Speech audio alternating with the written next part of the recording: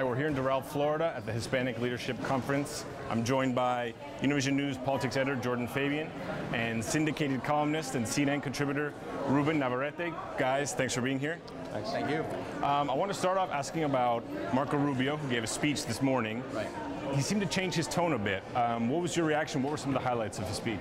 This was a remarkable speech. Even though I've been critical of Marco Rubio, I probably, in the year that he's been in Washington, I must have written 6 or 7 negative critical columns about Marco Rubio. Some of them harsh and unkind. But yet, even I have to admit, this was a wonderful speech. This was a speech that was all about immigration, start to finish. It took a middle-of-the-road position on the issue.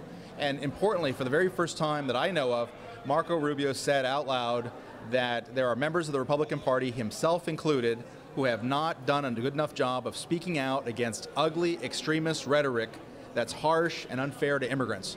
And the fact that he admitted that that sort of thing exists in the Republican Party and took responsibility for not criticizing it often enough and harsh enough was just a remarkable piece of moment. It was a remarkable moment. And I think that what it means is that Marco Rubio is very much in sort of a project in time. He's evolving. He's still a young politician.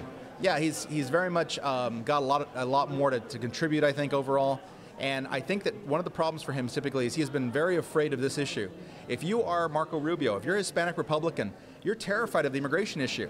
Because if you appear too sympathetic to immigrants, then a lot of white Republicans are going to say, well, you know, what do you expect? His last name is Rubio, he's a Latino, you know, he's not really with us, he just wants to be with the Latinos. And then if you go the other direction, well, we have all these ugly names we call you, because you're a vendido, you're this, and you're not really for Latinos. He thinks to himself, I can't win this, you know, so tell you what, ask me about the economy, ask me about taxes, education, I don't want to talk about immigration. And that's typically where he has been for the last year or so. That's a great point. And Jordan, you've looked at the numbers at a few different polls. How does Rubio do with Latinos in general, and can he bring Latinos to the Republican Party? Well, that's an open question. Obviously, like Ruben was saying, he has extraordinary appeal to the Cuban-American community here in South Florida. The Univision News ABC poll that came out this week shows that not a lot of Latinos in other parts of the country, like New Mexico and Colorado and Texas, really know who he is. And the majority of Mexican-Americans in this country, that's the majority of the Latino community, is unfamiliar with him. On its face, you know, they might not agree with his immigration position, which would make him unpopular. But if he's evolving in his views, you know, that could change in the future. It's really a wait and see thing. Yeah, and let's shift a little bit to the two main candidates, Newt Gingrich and Mitt Romney, who also spoke here today. Right. Ruben, are they connecting with Florida Latinos? The rub here is that you have the establishment lining up in favor of Mitt Romney, when I think it's fair to say that Mitt Romney just discovered the Latino community like weeks ago, you know, just a few weeks ago, where Newt Gingrich has been there for a long, long time. So I think it's pretty much a fair fight. I think the split is between the grassroots activists versus the establishment figures, and we'll see how it goes. And again, Jordan, looking at the numbers, can you give us a prediction for Tuesday? Where do we stand at the moment?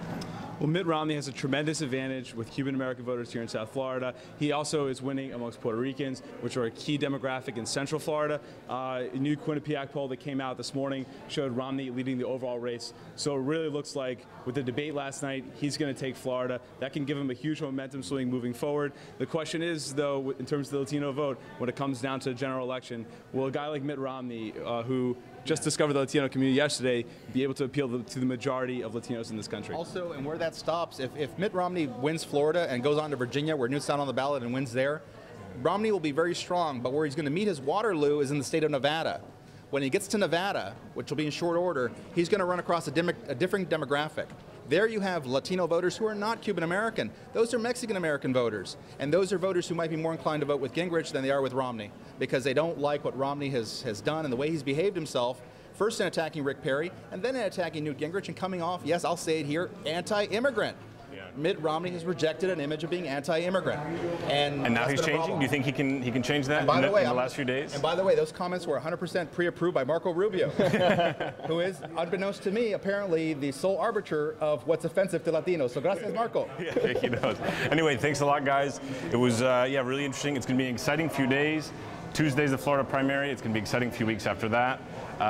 This is Stephen Keppel from Doral, Florida, for Univision News. We'll talk soon.